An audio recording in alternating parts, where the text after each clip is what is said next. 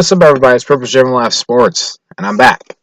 Now, I've been gone for a while. I got a haircut, I got a shave, but I'm back and I'm here to do my NBA videos. I'm here to talk about the NBA, some basketball. We finally got the finals set up. We got the Warriors, and we got the Toronto Raptors, who won Game 6 Saturday night. Or was it Friday night?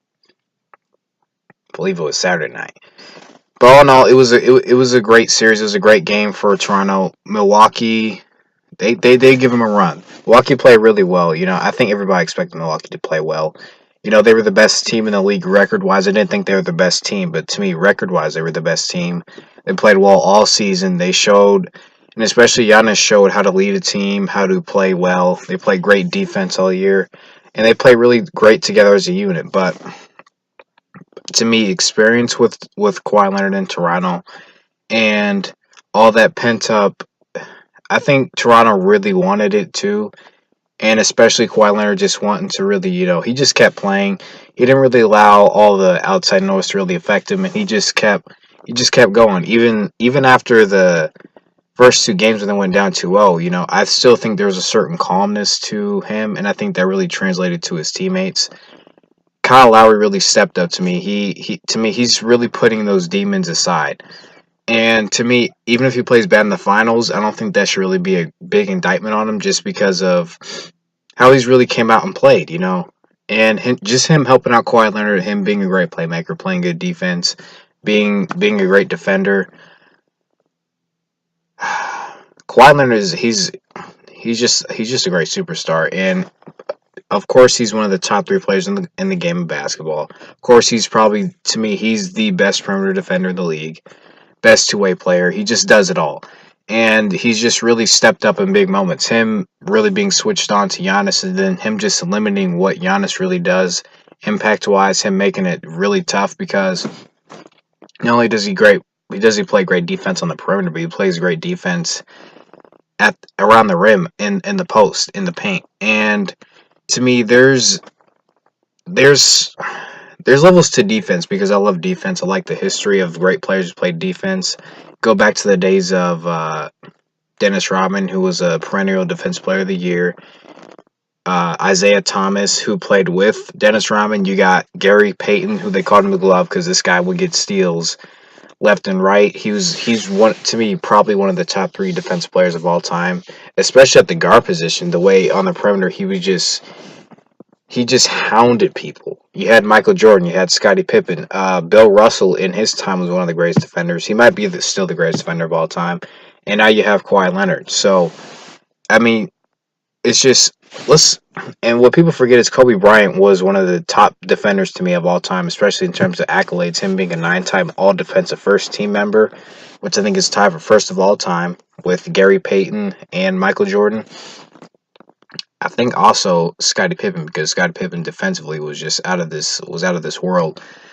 He, to me, he's in that class where he's an all-time defender because of how great he plays. He's always in great position. He has great big hands, and his wingspan, which is he's 6'7", but he has a 7'3" wingspan, which allows him to get blocks, get great rebounds, and for him to be in position to steal the ball or to cut guys off. And also, I've studied this too, where there's two types of defenders to me. There are guys who can, and there's also guys who can do both. There's guys who are on the perimeter who can hound you, and who can keep you outside the perimeter and limit you from penetrating to the basket. And then there are guys who are in between the basket defenders, who once you get inside, where they don't hound you too much, but once you get inside the perimeter, they cut you off and make you turn multiple times before you can really even get to the basket, or they steal the ball or block your shot. And to me, Kawhi Leonard can do both those things, but he's better at being in between the basket defender, where once you get inside the perimeter and once you're in the post, he is always in position. He knows exactly when to get in position to stop you and to attack. So that's how great he is as a defender. Offensively, he's really coming to his own in the past few years, where he's always to me had that mid-range shot, but him being able to be an off the dribble three-point shooter has really helped his game tremendously. He's a great free throw shooter as well. That part, that just this part of his game, he's just become so great. And to me, this was really what Toronto needed, because as great as DeMar DeRozan was, he's not a great defender, and he's a very good mid range shooter. He's great at getting to the basket. He's a good free throw shooter as well, but he doesn't bring all the elements that Kawhi Leonard brings to the table. So that was to me the big problem was that, which is why he was ultimately traded. They needed a guy. They needed a superstar who could really take them over the top and could do different things than DeMar DeRozan could do. So that part was what Toronto needed, and it's what they got. So that part was really impressive. What he did, just him playing the way he did, and just he continued to play even with that injured knee, that injured left knee. He just continued to just go. And as a superstar, as a great player, you have to be able to take with you got to go with what you got. You got to be able to play through different circumstances. You got to be able to come back from different types of situations. And because he's been battle tested, I think that to me has helped him, and it's what ultimately did in the Milwaukee Bucks because they just don't have the experience Kawhi Leonard has and what he can bring to his teammates. Now, for the other side of the finals, I was not surprised that the Warriors were here. I already told you guys this in my last video. I picked the Warriors to sweep the Blazers because to me the Warriors not only want to do this, they know they need rest. They know they need all the time they can get. But they're playing on a different level right now, and just because they have all this rest, they had 10 days in between for rest. Let's not underestimate what they can do. They're battle tested, and what people don't know is now. I think everybody's well aware of this now. Golden State's going to start this series on the road, which is a first for them. They've never started the finals on the road, so. But what's going to help them is they had to play Houston last year on the road, and they went to a game 7 away from home, and they won a game 7 away from home. They can bring that type of experience to Toronto, and I don't. Steph Curry to me is probably going to be you say it's going to be Kevin Durant. Steph Curry, if he continues to play the way he's playing, which he's averaging over 30 ever since Kevin Durant went out.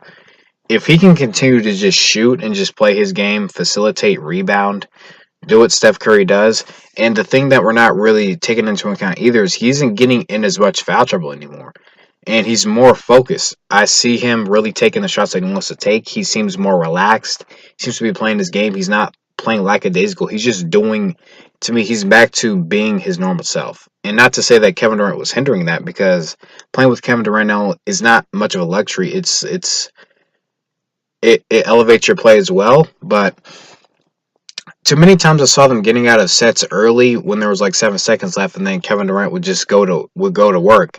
That's still a lot of time to still go through a whole play and then try to do something with it. But without Kevin Durant, you can see their actions. They're going through all of it. They're not shortchanging their actions. And to me, Steph Curry just being able to do what he does and be able to play the way he wants to play is really helped them. With Kevin Durant, it's made them focus. Draymond Green, he's playing out of his mind. When you have Kevin Durant, there's a certain amount of things you can take out of Draymond's game. Even though he's still been a great facilitator, he's not aggressive scoring wise. And with Kevin Durant out, he knows he has to be aggressive getting downhill because he's not a great shooter. When you have the opportunity to run the fast break and get your layups that way, he is taking those opportunities every time he can get it. And he's not shortchanging his abilities to do that. And then you have Klay Thompson, who he's not shooting great, he's not scoring great, but he's making the plays when it matters, just like Draymond is. Steph Curry, to me, the whole game is shooting the ball and just scoring. He's doing what he has to do. He's doing what the team needs him to do, which is score and make efficient shots, which he's doing. But Klay and Draymond, while they're not scoring great, also put Iguodala in this too. And you can put the whole team. They're making plays when it matters, which is what you saw in that Portland series. When you're down multiple times by 17, 18, 17, you have to do the things that matter. You have to crawl your way back. You have to make the plays when they matter. And you see this Warrior team just really coming together and doing that. They're not a better team without Kevin Durant. They are a more free team because their movements are more free. And this too, they can't play lackadaisical because they know that their margin for error shrinks. They have to play more smart. They have to play more together, and they have to be more efficient. That's what you see this Warriors team. So now for my finals prediction, this is one of the things that I really want to talk about is who's gonna win? I think we all know I'm picking the Warriors to win. I picked them. I would have picked them even if Milwaukee advanced, but I'm picking the Warriors. I'm probably gonna take the Warriors in 5. I still think the Warriors could sweep. And you're saying, why do I think this? As good as Toronto is defensively and offensively, let's talk about this. This is not, to me. This is not something I really need to explain. This Golden State team defensively is just so great to me. Even without Kevin Durant, they're making plays. I especially love, this is when, to me, the addition of Andrew Bogut really comes in, because guess what? Him and Marcus Gasol are both 7'1". They're both big, tall guys. It's going to be a battle.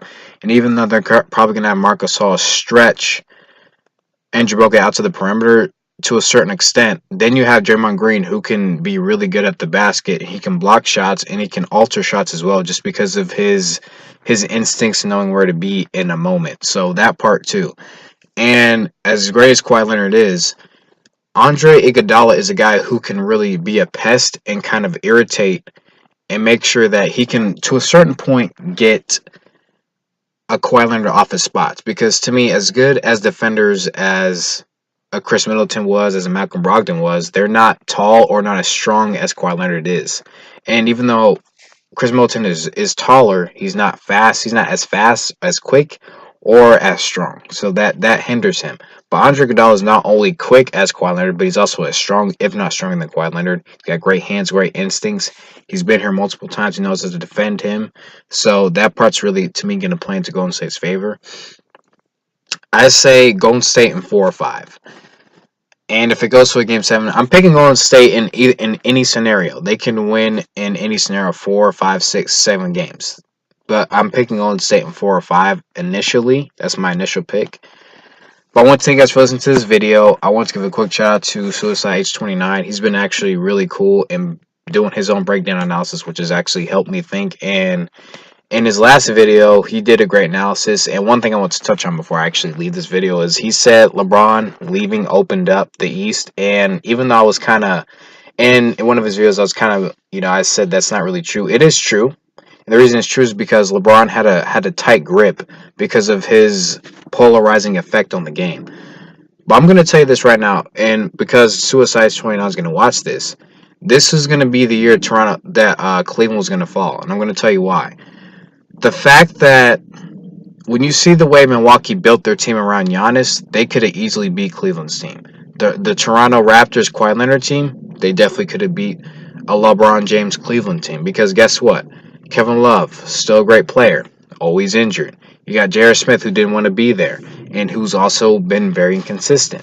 Then you got all these guys. You got a Colin Sexton, who to me he actually had a pretty good rookie year and consistent. He's finding his way into the league. Tristan Thompson, injured and very inconsistent. He's also got problems off the court. I'm not going to talk about that. He's just weird.